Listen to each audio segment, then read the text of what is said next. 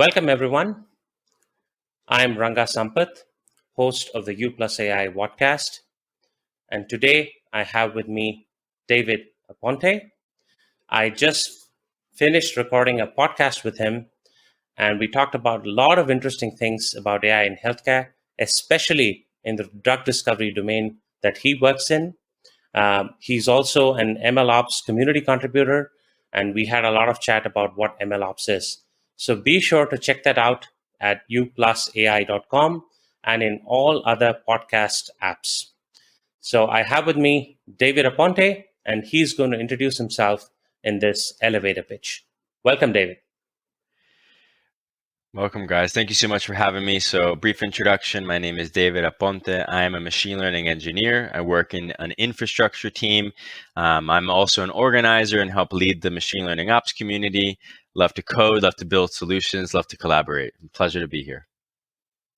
Fantastic. Thank you, David.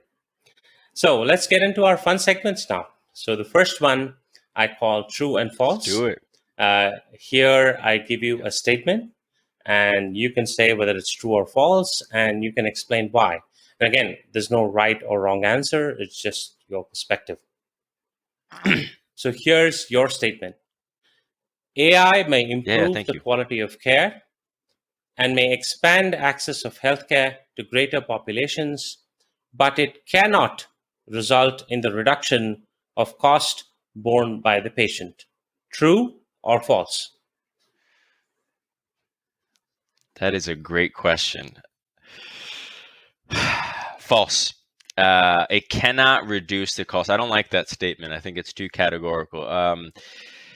I think it can. I don't know how. I would say that right now, applications that are close to the patient are still in the research phase, as a lot of this is, again, I'm mostly familiar with the drug discovery phase, but a lot of that isn't patient facing yet. But there are a lot of organizations that are focusing on patient facing applications, whether it be sensor based ones or devices. Or even tools that a practitioner would be using. I know that there's a lot of things there, like let's say computer vision and scanning images for cancer or things of that nature. So we already see it getting closer to the patient. So I don't see why it would not.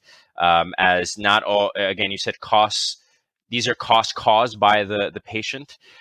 Maybe I would I'll poke a little bit more what we meant by that, but I'm sure that it's possible for AI and machine learning to improve efficiency and therefore reducing costs and making things better. But again, I would say false. So that's the short answer. Okay, good.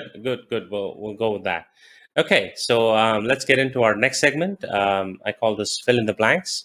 And here I give you a statement and I say dash, and you can fill that dash with one word or two words or a phrase, however you feel to fill up that sentence. Okay, so here's your statement for fill in the blanks. The biggest hurdle that needs to be overcome for AI to be used in a clinical workflow is dash.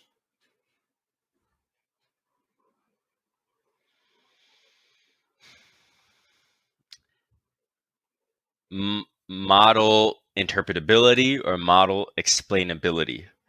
And the reason why is a big part of one of the challenges that I've faced working with domain experts in the healthcare space, drug discovery space, is building trust. How do I know that this model is learning something that makes biological sense? How do I know that this works? And there's a lot of challenges there. How do I know that? I can give you a mathy explanation. I can show you these charts and do all these things, but sometimes it doesn't convince the drug discoverer. So improving tools that can help explain what a model is learning or the data is huge. So I would say that's going to bridge that gap or close the gap, helping, I guess, improve model interpretability or model explainability, which is a very broad subject. But another way to phrase it is explainable AI. Right. No, and especially true because, especially in a healthcare setting, if a physician has to explain it to a patient, or the physician has to explain it to a fellow physician, Yes. why this tool is saying this, and I think that's where your point comes in, Yes. right? So there must be some, I Exactly. guess, easier to read explanations rather than, like you said, math or charts or whatever. Something that's more easy and Yeah. intuitive. Yeah. Okay, great. Exactly. Yeah. Something, and that's hard. Mm, mm, mm. So Yeah. let's get to our last segment. I call this Tweet Saves the Day. And here I give you a scenario and ask you to tweet. Of course, you don't have to tweet. You can tell us what your tweet will be. By the way, are you Yeah. a Yeah. Twitter person? Are you a Twitter person? I'm on it. I forget to check it. So I'll send you my handle after this. But yeah, that's how you know I'm not on it like that. But yeah, I do check it, and I follow a lot of people. But I forget to tweet, man. I'm the worst.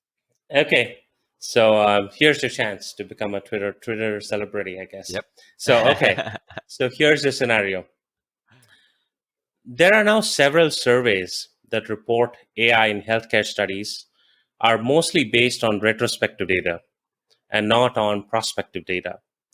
Further, reports say that only a handful of AI applications in healthcare progress to the stage of RCTs, or randomized clinical trials. So, there is a call to defund AI in healthcare and rather divert funds to more lucrative areas where the benefits can be realized more quickly.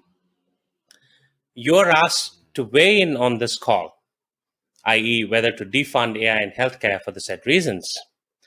What would you tweet? That's a good one. I like that, Anga. Okay. I would tweet. I would try to find a scenario in history that's similar to this, where exploring something that a lot of people thought was useless or would provide no value, but it ended up actually being awesome. And I'd winsomely crafted into a witty message that would be a little snarky, but clear and funny all in one. So something along those lines. But no, I would argue, the point is that there's a need to just do research for research's sake, and not in this particular scenario. It's not just that there is value. It just may take a while. I guess great things come to those who wait. And there's a lot of value coming from just trying new things. I just look at it. I mean, right now we're mixing technology with healthcare. We're mixing technology with finance. These are things that have been done for a long time in a certain way. Let's see what can happen if we push this further. So I don't know. It would be more of an optimistic, encouraging, witty, sort of tweet referencing a point in history where a similar situation occurred, where a lot of people were doubting the value of investing in something when it actually being really valuable. And I'm sure there's plenty. I can't think of one off the top of my head, but there's definitely been a lot like that. People said it was a Okay. crazy Okay. idea, Good. not Good. valuable, or it's a waste of time. Okay, good. Thanks, David. So that wraps up our You+AI Vodcast. It's been a pleasure to have you, David. And I'd like to remind our viewers once again that we finished recording a podcast with David Aponte, where we talked a lot about the field that he's in, drug discovery, the use of AI and ML in drug discovery, and the work that they have done during the COVID-19 pandemic. And also, we sort of delved into the insights from MLOps. And given that David is a contributor to the MLOps community, and he helps organize many of their sessions.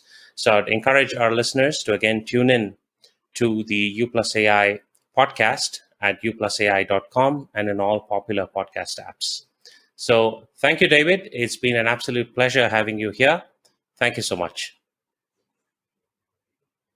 Thank you so much, Ranga.